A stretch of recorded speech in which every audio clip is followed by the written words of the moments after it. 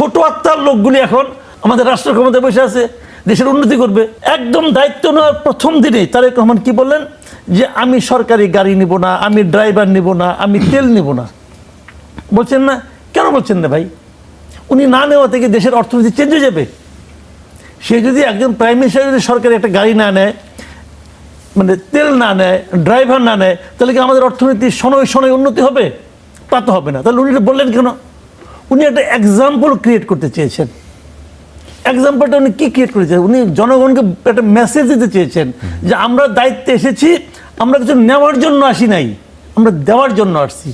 তো এই এক্সাম্পলটা উনি কার জন্য ক্রিয়েট করার চেষ্টা করছেন? আপনার জন্য না আমার জন্য? আমাদের জন্য তো না। উনি এক্সাম্পলটা ক্রিয়েট করতে চেয়েছেন ওনার ক্যাবিনেট মেম্বারদের জন্য, ওনার যারা সহকর্মী তাদের জন্য। তো ওনার এই এক্সাম্পলকে কে ফলো করছে? এই যে মির্জা ফখরুল সাহেব, সে ফলো করছে? সে ফলো করছে? সে তো ফলো করে নাই। কে ফলো করছে বলেন? আমি একজন লোককে বলতে শুনছি, যেটা আমরা জানতে পারছি সে ফলো করছে। কৃষিমন্ত্রী যে ভদ্রলোক আছেন কুমিল্লার, উনি বলছেন যে উনি মানে এগুলি নেবেন না। তো ভালো।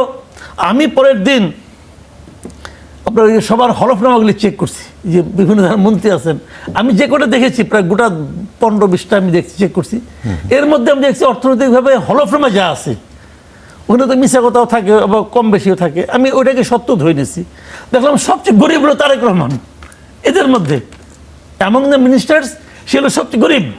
এখন গরিব লোকটা বলতেছে আমি নিব না, আর ধনী লোকটা নিবে। আমি দুইজন মন্ত্রীর নাম ধরেই বলি, আপনি এত কিছু বলার দরকার নেই তো। এই যে আমির খসরু মাহমুদ চৌধুরী, আব্দুল আল মিন্টু, ওনারা কি নিজেরাই জানে ওনাদের গাড়ি কয়টা আছে? ওনারা যে গাড়িতে চলে এটা কি সরকারি পুলের গাড়ির চেয়ে কোনো অংশ কম দামের? তো ওনার ওই পুলের গাড়িটা নিতে হবে কেন? বাজার করার জন্য হইতে পারে, কিন্তু ওই 18 লিটার তেল তার নিতে হবে কেন প্রতিদিন? কেন? তার মানে এই লোকগুলোকে আসলে দেখায় বড় লোক, এদের আসলে আত্মা ছোট।